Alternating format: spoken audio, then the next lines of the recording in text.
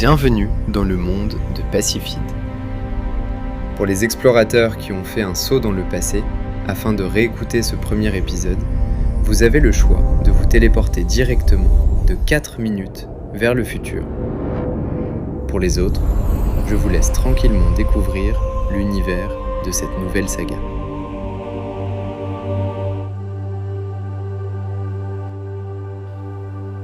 Prenez un instant. Posez ce que vous faites. Installez-vous confortablement, laissez vos épaules se relâcher, fermez les yeux si vous le pouvez, inspirez profondément et laissez le tumulte du monde extérieur s'éloigner. Cette vidéo n'est pas une simple succession d'images, c'est un voyage, un espace de calme où le temps n'a plus la même épaisseur. Que vous soyez ici pour apprendre, pour rêver ou simplement pour vous apaiser, laissez-vous porter par le grain de ma voix. Imaginez un lieu qui n'est ni la terre ni le vide. Un océan de lumière sombre, un éther frémissant que les anciens nommaient l'Abzu. Nous sommes bien avant vos souvenirs, bien avant les cartes et les boussoles. Vous êtes sur Nibiru.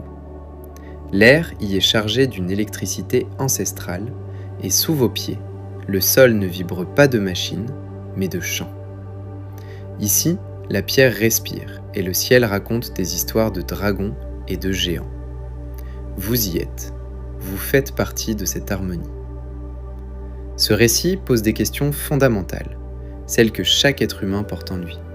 D'où venons-nous et vers où marchons-nous ? Nous sommes convaincus que redécouvrir nos racines, c'est tracer la route vers un avenir plus lumineux. Car celui qui ignore son origine avance dans le noir, sans repère. En retrouvant la trace de nos premiers pas, nous cessons d'être perdus pour devenir les héritiers d'une histoire immense. Ce que vous allez voir ici repose sur un équilibre sacré. 80% de ce récit est puisé à la source même de l'histoire, dans les textes sumériens et les tablettes d'argile. Les 20% restants constituent notre suture, un regard à la fois scientifique, logique, philosophique et mythologique. Contrairement aux civilisations qui ont succédé à ces légendes, et qui se sont souvent divisées dans des divergences d'opinions et de dogmes, notre démarche est inverse. Là où les hommes ont créé des frontières, nous cherchons à rassembler. Nous souhaitons vous ramener autour d'une origine connue et partagée, pour retrouver la racine commune de nos récits. Pour ceux qui voudront garder une trace de ce voyage et explorer chaque détail de cette réconciliation, le codex complet, le livre de Pacifide, vous attend. Vous trouverez d'ailleurs un lien en description et en commentaire épinglé pour rejoindre notre communauté et découvrir nos ouvrages. Et pour ne rien manquer de nos prochaines découvertes et nous aider à faire rayonner cette histoire, n'hésitez pas à laisser un pouce bleu, à vous abonner et à activer la cloche de notification. C'est votre soutien qui permet à ce projet de continuer à grandir. Mais pour l'instant, écoutez le commencement. Voici l'éveil de Tiamat. Toutes les mémoires de l'humanité, des sables d'Égypte aux tablettes de Mésopotamie, en passant par les champs de la Grèce antique, s'accordent sur un même commencement. Avant la lumière, avant le premier souffle, il n'y avait que l'informe. Un océan sans rivage, une étendue de ténèbres fertiles que certains nommèrent le chaos, d'autres le Nun, et que les plus anciens appelaient l'Abzu. Une soupe primordiale où tout était mêlé, où le possible dormait dans l'invisible. Puis, de ce silence, surgit une vibration, un mouvement, une séparation nécessaire entre les eaux d'en haut et les eaux d'en bas. C'est l'instant sacré où le rien devient quelque chose. Partout, dans chaque récit de notre monde, on retrouve ce même motif. Une force surgit de l'abîme pour donner un nom aux choses et une place aux étoiles. Mais ce que l'histoire a souvent oublié de raconter, c'est ce qui s'est passé entre cet éveil primordial et l'apparition de l'homme. Une période de transition où la matière cherchait encore sa structure, où l'ordre tentait de s'imposer sur le vertige des origines. Pour comprendre comment nous sommes arrivés jusqu'ici, il nous faut regarder vers un point précis de cet infini, un sanctuaire de cristal et de chant nommée Nibiru. C'est à cette jonction, là où le chaos laisse place à la première hiérarchie organisée, que notre récit commence véritablement. Un cycle s'achève, un autre s'éveille. Nous entrons dans l'âge du trône de cristal. L'ordre du ciel se lève et avec lui, le premier bâtisseur des sphères. L'avènement du sacre d'Anu est proche. Quittons l'éther des origines pour nous poser sur Nibiru. À cette époque, ce que nous appelons l'ère d'Alalu, la civilisation qui peuple ce monde, a déjà atteint des sommets que nous commençons à peine à imaginer. C'est une civilisation de type 2, un peuple qui a appris à maîtriser non plus seulement les ressources de son sol, mais l'énergie totale de son soleil. Imaginez des cités d'une géométrie absolue, suspendues entre ciel et terre, une harmonie de technologie et de nature. Mais sous cette splendeur, une faille s'agrandit. L'atmosphère de Nibiru, son bouclier vital, se déchire. Pour maintenir la photosynthèse et protéger la vie, les ingénieurs de l'époque ont dû créer un effet de loupe planétaire. Des tonnes de particules d'or ionisées sont pulvérisées dans la stratosphère, créant un voile scintillant, une nappe d'orichalque gazeux destinée à capter la moindre parcelle de lumière stellaire. À la tête de ce monde fragile, un roi, Alalu. Souverain des cités du Nord, il règne depuis un trône qui tremble, car sur Nibiru, le pouvoir n'est pas absolu. Le roi doit composer avec les 7 sages, les gardiens de la balance, qui veillent à ce que la science et la survie ne sacrifient pas l'harmonie du peuple. Mais les échecs s'accumulent, les boucliers d'or s'effondrent, l'énergie vient à manquer, et les conflits entre les cités du Nord et du Sud s'enveniment. La technologie la plus avancée ne suffit plus à masquer le déclin. C'est dans ce climat de fin de règne, entre la splendeur scientifique et l'agonie climatique, qu'un nom commence à circuler dans les couloirs du palais. Un nom qui promet non pas une simple réparation, mais une refonte totale de l'ordre céleste. Un prince de la lignée royale, un stratège de l'ombre, s'apprête à défier Alalu. Anu s'avance.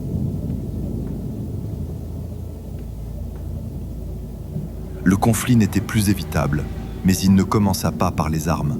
Ce fut d'abord un choc de vision, un duel entre 2 époques. D'un côté, Alalu, le roi vieillissant, ancré dans des certitudes qui ne sauvaient plus personne. De l'autre, Anu, un prince dans la force de l'âge, portant en lui l'énergie d'un renouveau que Nibiru réclamait avec urgence. Anu tenta d'abord de raisonner le vieux souverain. Il proposa des voies nouvelles, des réformes radicales, pour stabiliser l'atmosphère et unifier les clans. Mais Alalu, buté, resta sourd aux appels de la raison. Ce n'était plus seulement un homme qui s'opposait à un autre, c'était le passé qui refusait de laisser place à l'avenir. C'est alors que le basculement se produisit. Anu ne s'avançait pas seul. Dans l'ombre des bibliothèques de cristal, il avait obtenu le soutien silencieux mais total des 7 sages. Les gardiens de la balance avaient compris que l'obstination d'Alalu menait le peuple à sa perte. Fort de cet appui, Anu ne monta pas sur le trône par simple soif de pouvoir, mais comme l'exécuteur d'une volonté collective. Le défi fut lancé au cœur de la cité royale.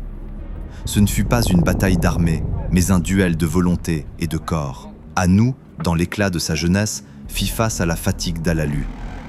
Le combat fut bref, mais d'une intensité rare, le fracas du vieil ordre s'effondrant sous la poussée du nouveau. Alalu, désarmé, mis à terre par la vigueur et la précision de son opposant, vit sa couronne rouler sur le sol de cristal. Mais la chute du roi ne signifiait pas la paix. Au dehors, le peuple se déchirait. Les partisans d'Alalu au nord et ceux d'Anu au sud étaient prêts à transformer Nibiru en un charnier de cendres. La guerre civile, ce poison des nations, menaçait d'achever ce que l'atmosphère déclinante avait commencé. C'est ici qu'Anu fit preuve d'une sagesse qui allait marquer les millénaires à venir. Déjà lié par le sang à la famille du déchu par son union avec Antu, sœur d'Alalu, le nouveau roi refusa d'écraser davantage la lignée vaincue. Pour sceller définitivement la paix et guérir la plaie béante entre les 2 clans, il proposa un pacte de sang plus profond encore, l'union future de son premier-né, Enki, avec la fille d'Alalu, la princesse Damkina. En projetant cette alliance entre leurs enfants, Anu ne se contentait pas de régner.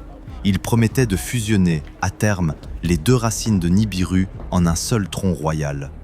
Ce serment sacré éteignit les braises de la révolte immédiate et transforma une usurpation brutale en une transition diplomatique.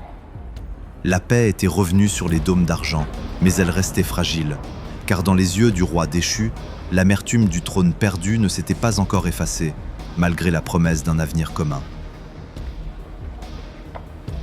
Le sang avait assez coulé. Pour éteindre l'incendie de la guerre civile, Anu ne se contente pas de porter la couronne. Il devient l'architecte d'une nouvelle hiérarchie, une pyramide de pouvoir où chaque étage repose sur le mérite et la reconnaissance des pairs.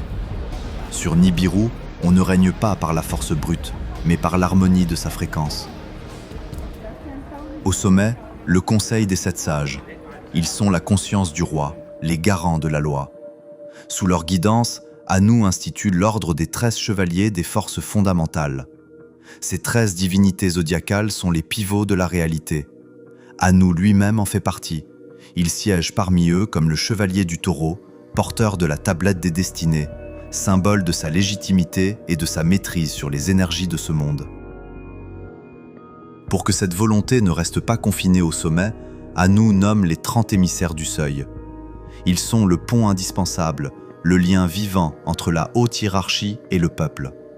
Ce sont eux qui diffusent l'organisation, régulent les trames énergétiques et veillent à la cohésion de la société.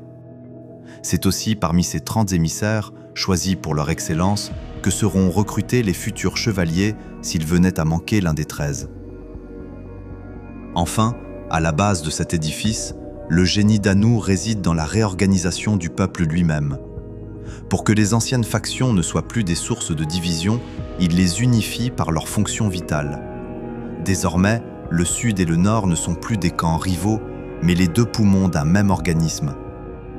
Au Sud, les Anunnaki, le peuple de la Terre, les bâtisseurs et les gardiens des cités qui font battre le cœur de la planète. Au Nord, les Ijiji, le peuple du ciel, les veilleurs des stations orbitales, ceux dont le regard constant assure le maintien des boucliers d'or dans la stratosphère. L'un ne peut survivre sans l'autre. La survie de Nibiru repose sur cet équilibre entre le sol et les étoiles. La pyramide est complète. Nibiru n'est plus un champ de bataille, mais une machine parfaitement huilée, unie sous un seul sceptre. Pourtant, dans l'ombre de cette paix imposée, le roi déchu, Alalu, n'a pas dit son dernier mot. Une amertume fermente dans les hauteurs du Nord, parmi les stations des Ijiji. L'ordre d'Anu semble désormais inébranlable. Pourtant, dans les stations orbitales du Nord, la loyauté envers l'ancien souverain n'est pas tout à fait éteinte. Alalu, déchu mais non brisé, sait que son temps sur Nibiru est compté. En perdant la tablette des destinées, il a abandonné le commandement suprême sur les forces de l'Abzu. Il n'est plus, désormais, que le premier chevalier du cancer. Il ne lui reste que sa maîtrise originelle de l'interaction matérielle, une puissance singulière, mais insuffisante pour s'opposer à celui qui détient désormais le sceau de la destinée. Ce départ n'est pas une fuite, c'est un pari désespéré, l'ultime mouvement d'un joueur qui refuse la défaite. Alalu ne cherche pas seulement à soigner l'atmosphère de son monde, il cherche à restaurer son honneur. Dans le secret de son esprit, chaque année-lumière qui le sépare de Nibiru est un pas vers la reconquête. Trouver l'orichalque pur, c'est devenir le sauveur providentiel, celui dont le retour sera si éclatant que le trône lui reviendra de droit. Son sacrifice n'est qu'un investissement pour sa propre gloire. Mais Alalu ne s'élance pas seul dans ce suicide glorieux. À ses côtés, dans le cockpit pressurisé, se tient Anzu. Pilote chevronné, redoutable commandant des Ijiji et fidèle serviteur au peuple du Nord. En emportant avec eux leurs armures respectives, ils privent Nibiru de deux de ses piliers fondamentaux. Profitant d'une brèche dans la surveillance des réseaux Ijiji, il s'engouffre dans un vaisseau de reconnaissance léger. Les sas se verrouillent avec un sifflement métallique. Sous ses doigts, les commandes de cristal s'illuminent d'une lueur bleutée. Une vibration profonde parcourt la structure, le propulsant hors de l'attraction de Nibiru. À travers l'oculus, Alalu regarde sa planète s'éloigner. Elle n'est bientôt plus qu'un disque d'or pâle, entouré de son voile de poussières ionisées qui scintille comme une traîne de fantômes. Il sent le poids de son corps s'alléger, la gravité s'effacer devant le silence glacé de l'espace. Le confort du palais n'est plus qu'un souvenir. Devant lui, le noir absolu, piqué d'étoiles froides. Il suit des trajectoires oubliées, des routes stellaires que seul un ancien roi possède encore dans ses archives privées. Seul dans l'immensité, bercé par le bourdonnement régulier des générateurs, il contemple sa destination. Une petite bille bleue et verte, encore sauvage, qui brille comme une émeraude perdue dans le vide. Qui? La Terre. Alalu devient le premier exilé, le premier explorateur d'un monde dont il espère faire le marchepied de son retour triomphal. Le ciel de Nibiru se déchire derrière moi. Ils lancent déjà leurs alertes, leurs codes de poursuite, mais ils sont trop lents. Je n'ai pas volé ce vaisseau pour fuir la mort, je l'ai pris pour arracher ma légende au néant. Anu croit m'avoir brisé en me jetant au bas du trône. Il n'a fait que libérer le prédateur. Devant moi, le noir absolu. Quelque part dans cette immensité, il existe un monde dont les eaux brillent d'un éclat interdit. Si les récits des anciens sont vrais, si la semence d'or s'y cache, alors mon exil sera leur perte. Je ne reviendrai pas en suppliant. Je reviendrai en maître, ou je ne reviendrai pas. Que les 7 sages scrutent les astres. Aujourd'hui, Alalu ne fuit pas. Il part conquérir l'avenir. Sur Nibiru, le silence du trône est rompu par l'urgence des rapports techniques. Dans les centres de contrôle des Ijiji, les consoles de cristal saturent. Les appels de protocole restent sans réponse. Un vaisseau de classe reconnaissance a franchi le périmètre de sécurité, emportant avec lui non seulement un ancien souverain, mais aussi 2 des 13 reliques fondamentales, l'armure du cancer et l'armure du lion. L'interrogation gagne le conseil des 7 sages. Doit-on envoyer une escadre d'interception? Doit-on traquer le fuyard? Mais Anu, observant la trajectoire sur les cartes stellaires, reste calme. Il sait que l'espace profond est un juge plus impitoyable que n'importe quelle troupe de choc. Il laisse Alalu face à l'immensité, préférant surveiller celui qui, par son exil désespéré, pourrait paradoxalement devenir l'éclaireur de leur survie. Pendant ce temps, seul dans son habitacle, Alalu ajuste sa trajectoire. Le voyage est une leçon de géométrie céleste. Le vaisseau croise d'abord les géantes gazeuses, Anshar et ses tempêtes monumentales, puis Kishar, sainte de ses anneaux de glace. En dépassant ces colosses, Alalu plonge vers le plus grand cimetière du système solaire, le bracelet martelé. En observant ces millions de fragments de roches, il se remémore les chroniques anciennes. Il sait que ce chaos est la cicatrice d'un choc antique. Les archives racontent qu'autrefois, entre Mars et Jupiter, trônait la géante Tiamat. Dans une danse gravitationnelle cataclysmique, l'une des lunes de Nibiru entra en collision avec elle, brisant le monde originel en 3 destins. Une part devint Ki, la Terre. Une autre devint sa compagne fidèle, Kingu, la Lune. Tandis que le reste de la dépouille de la géante fut réduit en une multitude de millions de morceaux, formant ce rempart de pierres broyées qu'Alalu doit maintenant franchir. Mais on ne franchit pas le bracelet martelé par la simple navigation. Pour se frayer un chemin à travers ce chaos de roches meurtrières, Alalu doit déchaîner la puissance de son bâtiment. Il active les armes de terreur, ces foudres technologiques capables de pulvériser les astéroïdes sur sa trajectoire. Dans un balai de lumière et de débris vaporisés, il force le passage, traçant un sillage de feu là où les légendes de son peuple n'osaient plus s'aventurer. Une fois ce rempart de pierre franchi, le silence revient dans l'habitacle, seulement troublé par les alarmes de structure. Alalu et Anzu ne se précipitent pas. Leur capteur balaie Lamu, la rouge, puis frôle Kingu, la lune. Les relevés sont formels. Le trésor qu'ils cherchent, l'orichalque pur capable de soigner l'atmosphère de Nibiru, sature l'atmosphère de la planète bleue. Mais le prix du passage a été lourd. Lors de l'entrée dans l'atmosphère de Ki, le vaisseau, blessé par les impacts du bracelet, ne répond plus. L'amérissage est un choc brutal, une déchirure de métal contre les eaux primordiales du Golfe. Dans le silence qui suit l'impact, les consoles de cristal s'éteignent. Le vaisseau est cloué au sol, il ne repartira plus. Seuls sur cette planète sauvage, face à l'immensité d'un monde sans nom, les deux exilés contemplent leur destin. Alalu active alors son dernier transpondeur. Ce n'est plus l'appel d'un roi, mais le chantage d'un naufragé qui détient la seule clé de la survie. Le message traverse le silence de l'espace pour atteindre le trône d'Anu. Je possède le secret de la survie. Venez me chercher. Ou laissez l'avenir de Nibiru s'éteindre ici, avec moi.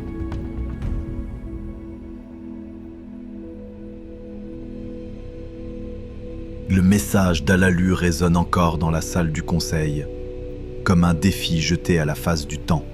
Autour de la table de cristal, les 7 sages délibèrent. Le silence est lourd de rancœur. Pour certains, la trahison d'Alalu et la mutinerie d'Anzu méritent l'oubli et la mort. Mais la réalité est plus cruelle que la justice. Les rapports sur l'atmosphère mourante de Nibiru sont alarmants. Les boucliers d'or s'effondrent, il n'y a plus d'autres cartouches à tirer. L'humilité finit par l'emporter sur la colère. Avec une sagesse amère, les sages reconnaissent qu'ils ne peuvent laisser la source de l'Orichalque entre les mains d'un exilé sans surveillance, ni laisser Nibiru mourir par pur orgueil. Le vote tombe, inéluctable. Une mission de récupération et d'exploitation doit être lancée. Mais Alalu, depuis les rivages sauvages de Ki, ne lâche rien. La négociation s'engage à travers le vide, un duel de mots par-delà les étoiles.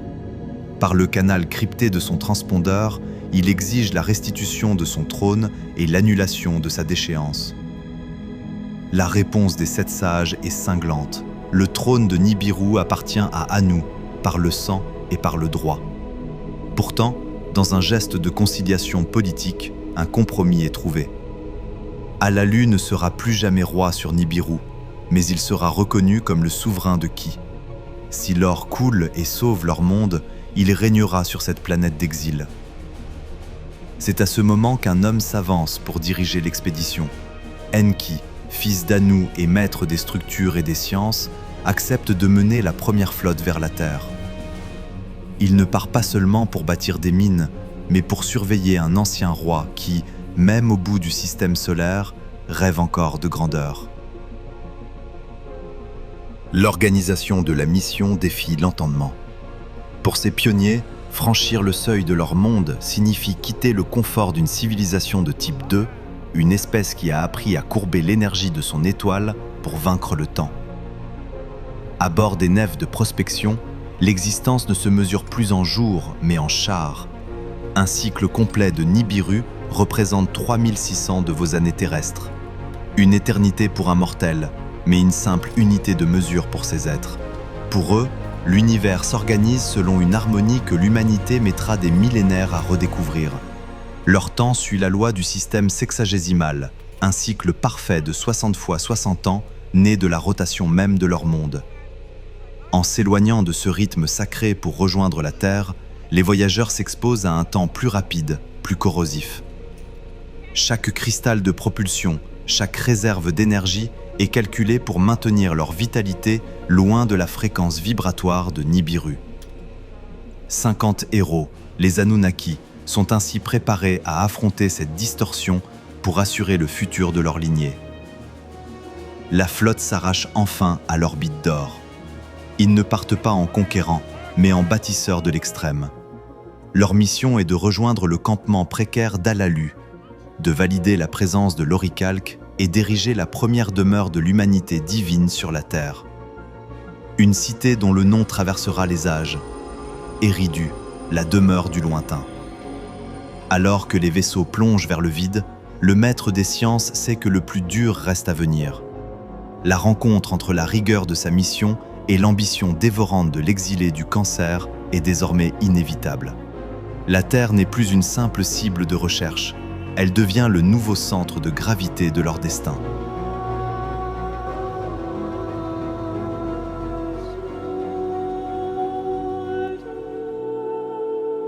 Le voyage de ce chapitre s'achève ici, mais l'écho de ces mondes anciens continue de vibrer en vous. Ne vous pressez pas de revenir au tumulte. Gardez les yeux clos encore un instant. Laissez les images de l'Abzu et le souffle de Nibiru s'infuser dans votre esprit. Vous êtes les héritiers de cette mémoire, les gardiens de cette lumière retrouvée. Profitez de ces derniers instants pour imaginer, pour vous laisser emporter par vos rêves et par cette paix qui vous entoure. Portez cette sérénité avec vous jusqu'à nos prochaines retrouvailles. Restez dans cette harmonie. Le temps vous appartient.